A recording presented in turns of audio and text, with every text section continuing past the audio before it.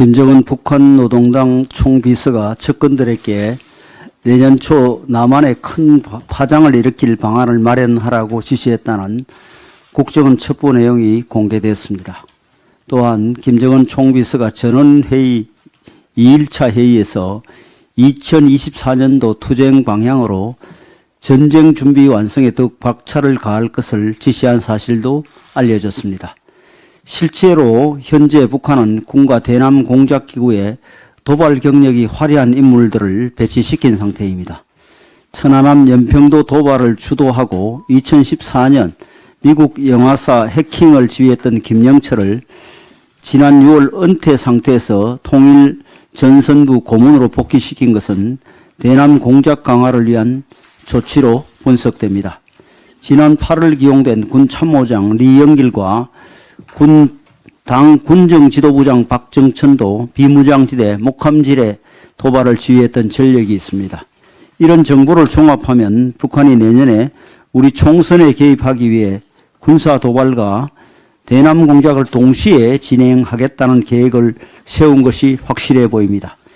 심지어 김정은 총비서가 말한 큰 파장이 제7차 핵실험을 예고한 것이 아니냐는 우려까지 제기되고 있습니다. 앞으로 우리의 대응이 중요합니다. 모든 도발 유형에 대비해 철저히 안보태세를 갖추고 사이버 여론 공작에 흔들리지 않는 확고한 국가관을 유지한다면 북한도 우리 사회에 큰 파장을 일으킬 방도를 찾지 못할 것입니다. 이를 위해선 야권에서 북한에 대해 경각심을 일깨우려는 목소리를 색깔론으로 몰아세워서는 안 됩니다.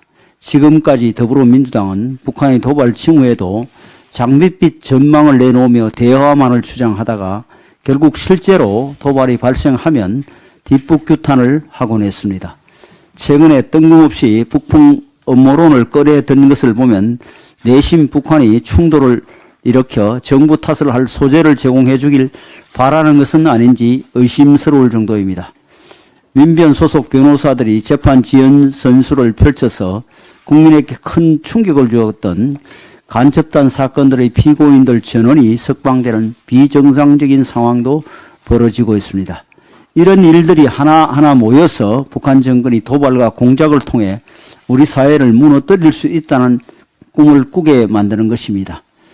북한이 노골적으로 총선 개입 의지를 표명한 만큼 민주당도 더 이상 경솔한 말과 행동으로 북한에 잘못된 신호를 보내는 일이 없어야 하겠습니다. 독도 수호를 책임져야 할 국방부가 정신전력 교육 기본교재에서 독도를 영토 분쟁 지역으로 표기하는 심각한 잘못을 저질렀습니다. 비록 교재를 전량 해소하기로 결정하고 집필 과정에 대한 감사에 착수하겠다는 입장문도 발표했지만 국민을 실망시킨 것은 되돌리기 어려운 일입니다. 이번 일이 더욱 안타까운 점은 정부의 독도 수호 노력에 오히려 여지를 준 것입니다. 다만 이에 대한 야당의 비판은 다소 과한 측면이 있습니다. 윤석열 정부를 친일 정부라 지칭하는가 하면 독도까지 팔아넘길 셈이냐며 비난 공세를 이어가고 있습니다. 지금까지 야당은 여러 차례 우리 정부의 독도 수호 의지를 폄하하고 왜곡하려는 시도를 해왔는데 지난 9월 야당에서 정부가 독도 관련 예산을 줄인 것처럼 가짜뉴스를 유포했다가 해양수산부가 편성한 독도 관련 예산이 문재인 정부 때보다 많다는 사실이 밝혀지기도 했습니다. 안용복 기념관 운영예산, 독도 의용수비대 기념관 운영예산, 독도 홍보 및 교육 탐방 예산이 모두 꾸준히 편성되거나 증액되었습니다. 오히려 이론의 여지가 없는 우리 영토인 독도를 외교 문제로 쟁점해야 한다고 주장한 쪽은 야당이었습니다. 단적인 예로 지난 5월 한일 정상회담을 앞두고 더불어민주당은 일본 총리에게 독도 영유권 문제를 언급해야 한다고 주장했는데 당시 전문가들은 반일 정서 자극을 하기 위한 외교적 자해 행위라고 비판한 바 있습니다. 민주당이 떠들썩하게 독도 문제를 이용해서 정치적 이익을 꾀하는 사이 우리 당은 울릉도 독도 지원을 위한 특별법을 지속적으로 챙겨서 지난 20일에 본회의 통과를 시켰습니다. 울릉도 독도 지원법안은 18대, 19대, 20대 국회에서도 발의되었으나 번번이 무산되었기에 이번 본회의 통과는 더욱 뜻이 깊다고 하겠습니다. 울릉도와 독도의 주민들이 평화롭고 안정적으로 생활하는 것이 최고의 독도 수호 방안인 만큼 울릉도 일대가 열악한 환경을 딛고 발전해 나가도록 당 차원에서 지속적으로 챙기겠습니다. 방금 윤재혁 대표님께서 말씀하신 것처럼 그제 김정은이 당 전원회의에서 내년도 투쟁 방향이라는 걸 밝히면서 전쟁 준비 완성에 더욱 박차를 가하라고 지시를 내렸습니다.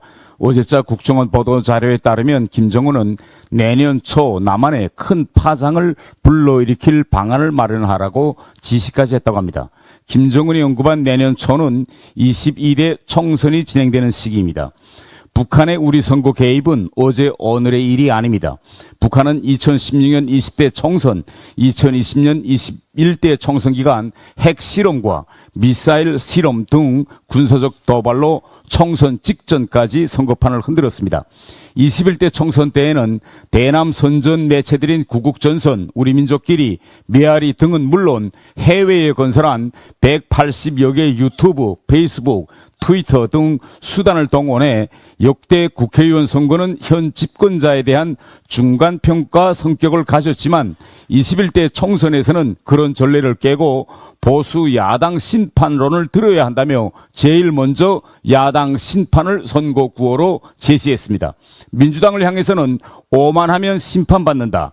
자칫 자기도치나 진영에 매몰되면 선거는 예측 불허가 될 수 있다며 대남 매체를 통해 구체적인 선거 전략과 요령까지 제시해 주었습니다. 이제라도 김정은이 지시만 내리면 수천 명의 해커 부대에 의한 전방위 댓글 조작이 가능합니다. 지금 김정은 정권은 더불어민주당 전당대회 돈 봉투 의혹으로 송영길 전 대표가 구속되는 등 86 운동권의 윤리적 몰약과 윤석열 정권 심판이라는 민주당의 선거 구대를 86 운동권 특권 정치 청산 구도로 바꾸겠다는 한동훈 비대위원장의 결기를 보면서 불안해하고 있을 것입니다. 여야를 초월한 강력한 대응이 필요한 시점입니다. 그러나 지금 민주당의 행태를 보면 심히 우려스럽습니다. 이재명 대표가 집동 나서서 윤석열 정부가 북한의 도발을 유도해서 군사 충돌을 야기하지 않을까 걱정된다고 하는가 하면 민주당 대변인은 과거에 북풍이나 청풍이 있었다며 청풍 북풍론을 들고 다니면서 정세 긴장의 책임을 윤석열 정부에 돌리려 하고 있습니다.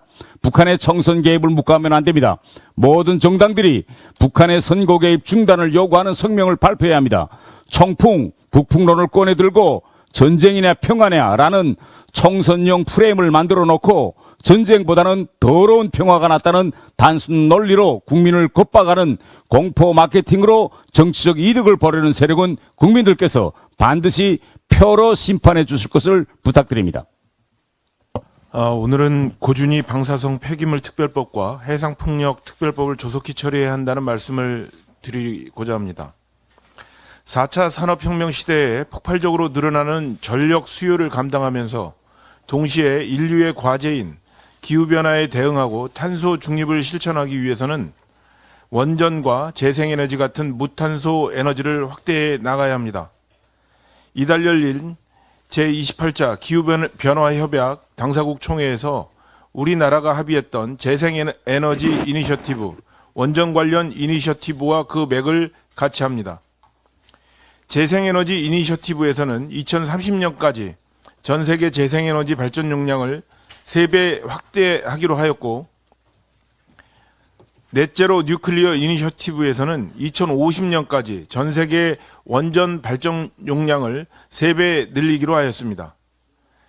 재생에너지는 국가별, 지역별 여건을 고려하고 무분별한 난개발을 막으면서도 에너지 안보 측면에서 효율을 따져가며 보급을 확대해 나가야 합니다.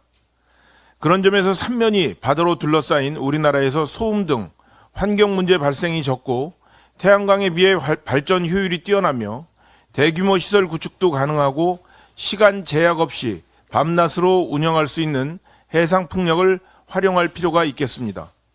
그간 민간 사업자 중심으로 난개발이 이루어지며 어업인들이 생존권의 위협을 느끼고 크게 반발했다면 이제는 정부가 계획적으로 해상풍력 입지를 발굴하고 인허가 지원 체계를 구축하여 주민 수용성을 확보한 지구에서 다시 하겠습니다. 주민 수용성을 확보한 지구에서 안정적으로 발전할 수 있는 시스템을 만들어야 합니다. 이를 뒷받침하는 법안이 바로 해상풍력특별법입니다. 또한 지난주 화요일 원내대책회의에서도 언급했었지만 탄소 중립 사회로 나가기 위해서는 원전이 필요한데 원전을 가동하게 되면 필연적으로 원전 폐기물이 발생하게 됩니다.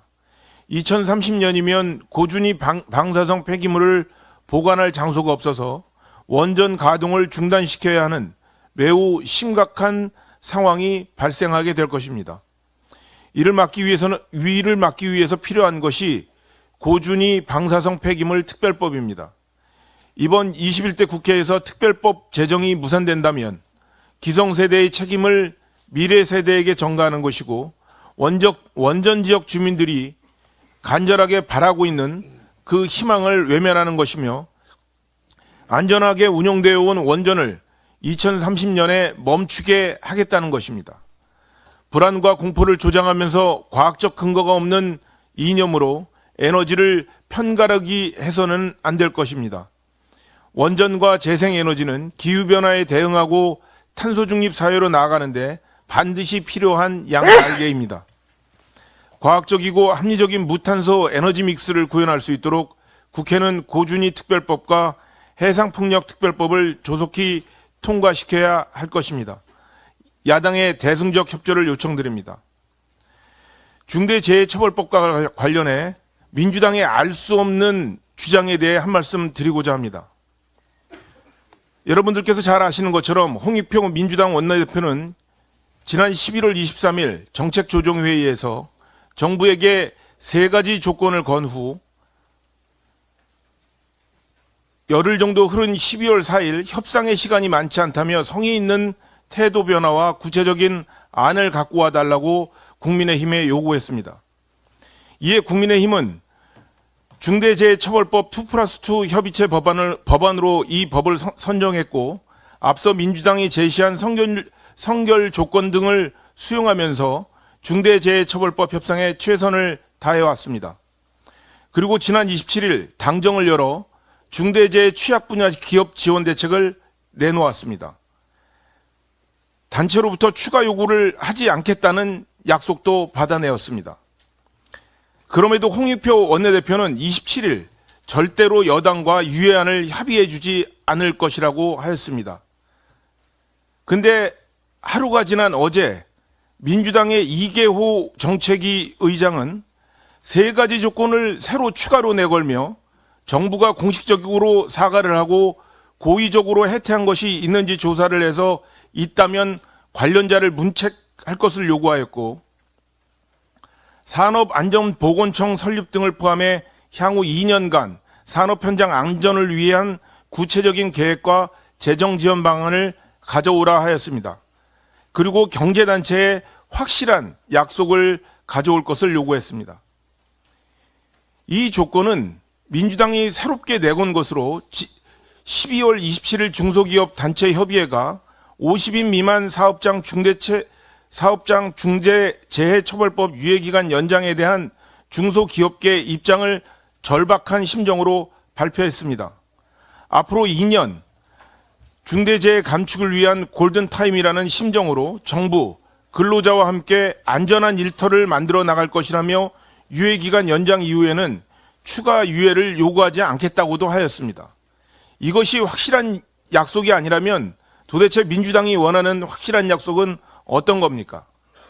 지난 12월 27일 국민의힘은 재정지원을 비롯한 기재, 산업, 중소기업, 국토부, 고용노동부 등 관련 부처가 함께 논의하여 지원 방안도 발표하였습니다.